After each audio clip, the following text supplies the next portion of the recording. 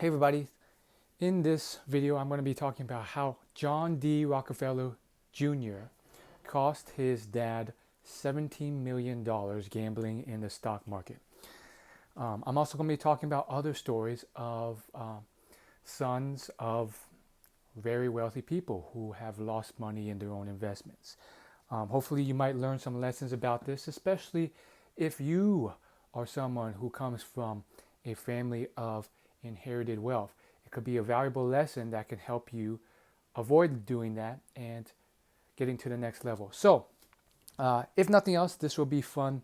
So, John D. Rockefeller Sr., if you haven't heard of him, he was maybe the world's first billionaire. If not first, he was like second or third. This man made so much money through oil. And he had also done so well that he almost pretty much had a monopoly of the industry and was very good with, basically selling oil, buying oil.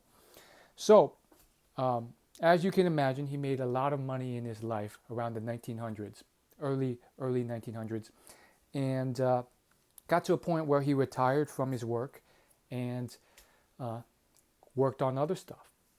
And of course, he had a kid, and his kid's name was the same, just the junior version. So John D. Rockefeller Jr. And of course, this kid was he grew up in this environment where he had this pressure. He knew his dad was really successful, really wealthy, and he had this pressure to live up to it. And so, oftentimes it was tough because he had to basically uh, do what he could, but oftentimes he wasn't even given much to do other than small, accounting, administration tasks. Anyhow, he's trying to make his way, and as he got older, his dad decided to kind of teach him about investing in stocks by letting him borrow money at 6%. So he could borrow this money at 6% interest and then pay his father back one day. And it would be a potentially good way of learning. Um, by the way, I'm getting all this info from the book Titan, which is the biography of John D. Rockefeller. Anyhow, John D. Rockefeller Sr. was a man who disdained the stock market. He didn't like it at all. He made his money in oil. And of course, the stock market looked like a fool's game or a game where only gamblers lost. Yet at the same time, he was a bit of a hypocrite because he had himself invested and played a lot in the market himself with his own money. So, with all that being said, his son started to get into investing in stocks. And since he was so young, he started with a couple thousand and he got some early wins. Naturally, when a young person gets some early wins with the little money he starts out with, he starts to invest larger and larger sums and take on more and more risk. As you can guess, it doesn't always end well. He ended up being involved with the first Wolf of Wall Street. No, I'm not talking Jordan Belfort and the movie. We're talking of the first person who was coined the Wolf of Wall Street. His name was Henry or something. I forgot his name, but he was around in like the early 1900s, and playing the market as well. And ultimately, he ended up being a naive fool in a massive scam. Essentially, he didn't do his research and he just heard through hearsay, through a connection he had, that this established player was investing a lot of money into the leather, to this leather company. So of course, him having this connection to this the guy who's investing in it, he got the first dibs and that early tip. And because he didn't do his research and he was like, oh my gosh, this is gonna be hot. I got the first news that this is happening. He ended up making a huge bet. It was $1 million at the time. Inflation adjusted, it was probably about $17 million of his dad's money. Um, and so, big bet.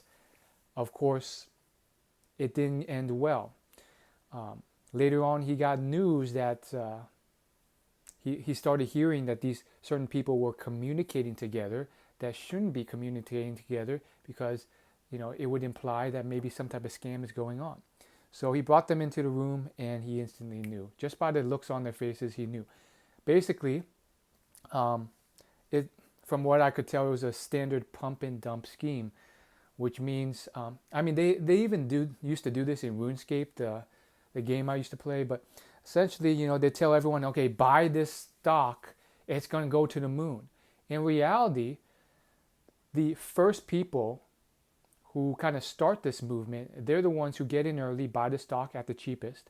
And so when all the people who follow, like the followers and the community who pump it up, they think, okay, we're going to pump it up together, and then we're going to get rich together, kind of like a GameStop stock situation.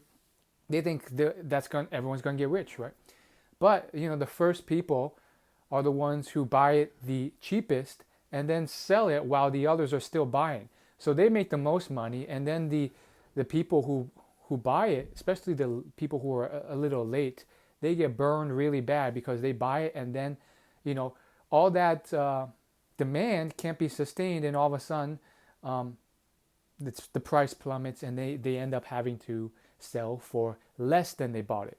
So a lot of people get screwed in this manner, especially the people, the naive people who are later on following in on this trend. Unfortunately, of course, he lost a lot of money from this. Now, his father, when he informed his father, he was already beating himself so much up. It was traumatic for him. He was so ashamed, and his father could sense that. So his father actually did not reprimand him at all.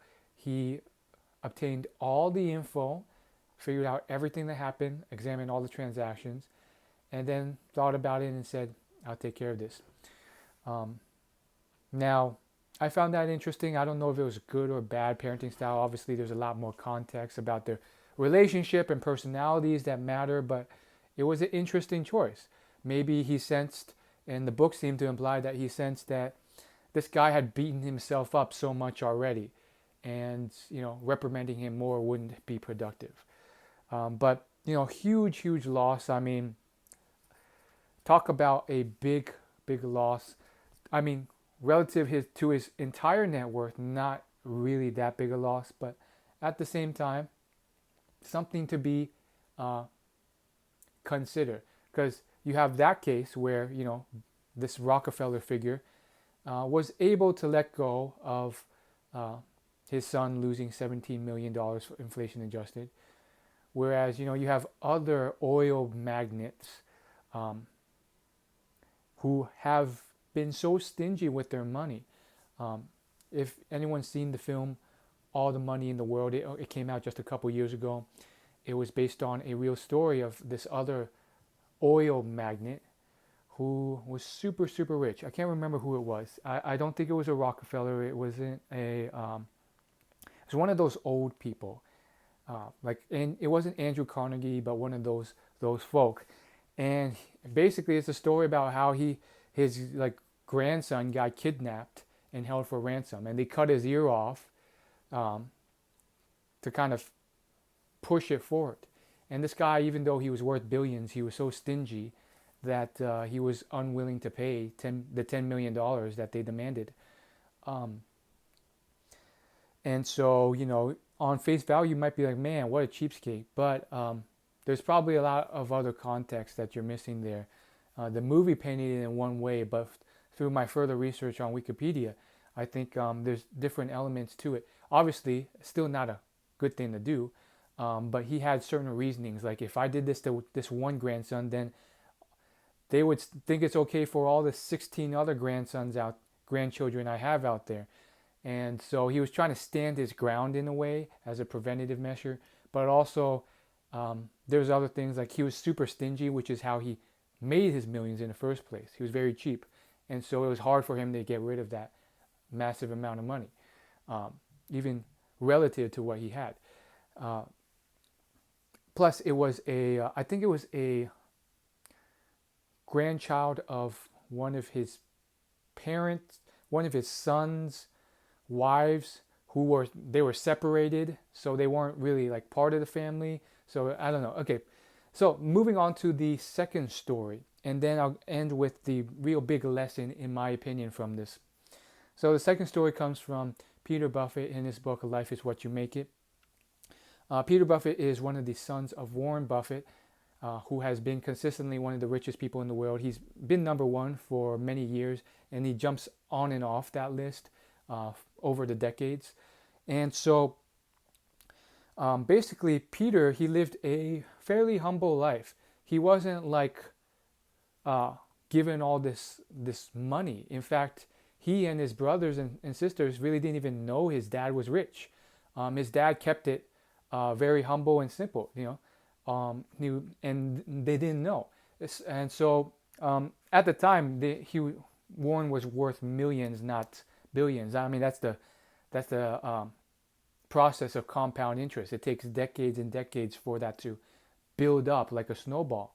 So he was worth he was definitely a multimillionaire, but they lived in a modest neighborhood and they lived a modest life. It wasn't poor, but it wasn't anything super fancy.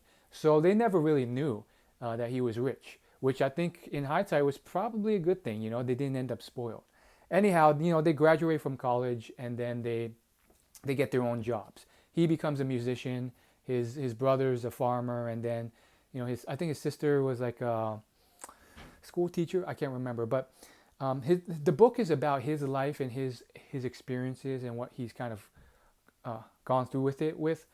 And basically, after he graduated college, his dad gave him some stock in his company, which he sold immediately. If he had kept it, it would have been worth multi-millions, but at the time he didn't know. Like, none of his siblings knew either, so they just sold it right away. And I think it netted him a couple $100,000, I can't remember. But and so he did have that head start.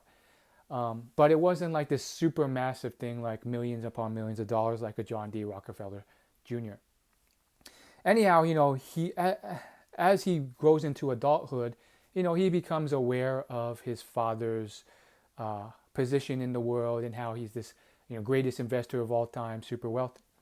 So, he's pursuing his music career, but one day he decides to, without telling his father, do his own little investing in this, middle income home in, I think, the Midwest. And unfortunately, it goes sour.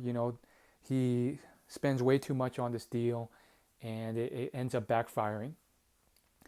And of course, he ends up telling his father, and he doesn't reveal too much of what happened, but of course, lesson learned.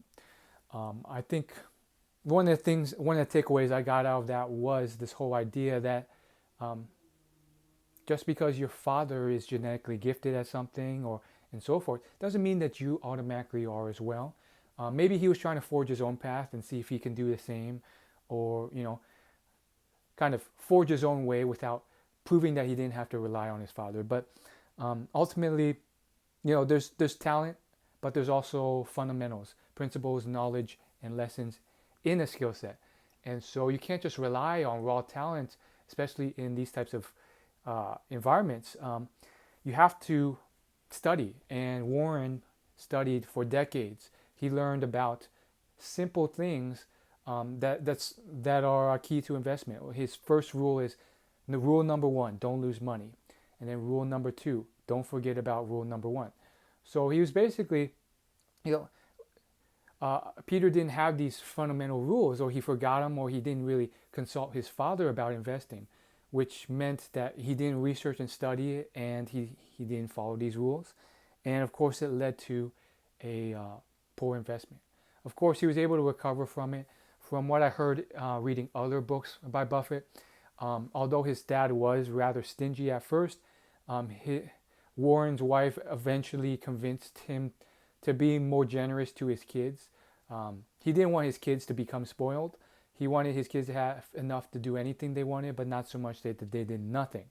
So ultimately, I think they still, um, he ended up giving like, I think annual checks to them of like 100,000 or something, like a couple 100,000 to just kind of, so there's definitely money coming in for his kids now, but it's, they're still pursuing their honest work. One's a musician, one's a farmer, and so forth, and they're still pursuing that. And they even later on in life, Warren set up these charity foundations, one for each of his child, and then he gave $1 billion to each foundation. So rather than giving his children all this money to spend, however, he wanted to give back to something more productive, which was society. So he set up these foundations, and each child was responsible for how they could allocate the foundation's money and give back and choose the charities and manage the charities. So I found it a very unique way of doing things that leads to something more productive. And I think that's a more common thing now. Jackie Chan has also said that he's not going to be giving much to his child because if he earns his way himself, then that's the skills he'll need to develop. Otherwise, he'll just waste his father's money. Now, of course, when people say this, usually just like in Warren Buffett's case, they probably give more than they they lead on to their kids. So it's not zero. It's probably, they still probably get like money and connections and stuff like that. I hear his son JC's in acting as well, so go figure. But it is a good philosophy because it could be quite dangerous. Now, what's the big message behind this? What does it mean for people who live in these families where their parents have all this money? Well, for one, it's about understanding the whole philosophy of the skill set and doing the research. Just because your parent, whether that's mom or dad, did something very good and they have this track record of achievements, doesn't mean it just naturally translates down to you through genetics. Oftentimes, a lot of these skill sets are built not just by their raw talent, but through years, decades of studying a skill and getting really good at that through trial and error, research, experience, practice. So, if your parent is good at investing, that doesn't mean that you naturally and automatically are. It may require a lot of research work and principles. And that's another thing. You have to choose the right research methodology, philosophy, principles. There's thousands of philosophies on investing out there. And Warren Buffett's works. Yeah. So it might be good to follow that rather than just come up with your own or follow some random gurus or random persons. So, same thing applies for not just, heirs of rich people, but anyone who has accumulated wealth through a skill set. There's so many stories of individuals who got rich in one area in life, and then they try and go into another area with that money, thinking that they're a boss in that area, and they lose a lot of money. One example would be James Altucher. He has this very famous podcast, and he also writes these very vulnerable blog posts. He wrote it many years ago, but it's basically the story about how he made a lot of money through like certain channels and finance, and ultimately chose to make this big risky move, which was to invest all of it, we're talking millions, into these tech stocks. And he wasn't really skilled in tech industry or stocks or investing, but part of him figured, I was so successful in this other area, like it should translate, right? And so unfortunately the dot-com crash happened. He got wiped out, lost it all, couldn't even support his family, had to move to the uh, outer areas of his city, the downtown areas, couldn't pay for his parents' medical bill, and you know, led to a worse education for his children, and of course a lot of shame and guilt. Um, but it's one of those lessons about, I think it's about making a lot of money is one skill set, and then maintaining, keeping, and growing it is another. And ultimately, when you look at people who are truly wealthy and sustain that wealth for a long time, they also have that ability to maintain their wealth. And that really separates people who are rich and successful from those who aren't. They don't have never considered adopting that framework. And you know, there's simple lessons and big lessons from that. Simple lessons: spend less than you make. That's why Mike Tyson, 50 Cent, all went bankrupt even though they made so much. And then there are other lessons like don't do stupid stuff like, you know, uh, invest in all your money or lots of it or dangerous amounts you can't afford to lose into these areas that you aren't involved in. A few years ago, there was this huge like angel investor craze, and we saw a lot of celebrities like basically, you know, a lot of people as you would not expect, like sports stars and Demi Lovato and Selena Gomez, all investing in these tech companies and startups. Unfortunately, it seems like a lot of them lost a lot of money. So you got to stay in your lane. Another simple yet so difficult to do thing because of how tempting it is, and your ego and all this other stuff. So fun little conversation. Hopefully you found value in it.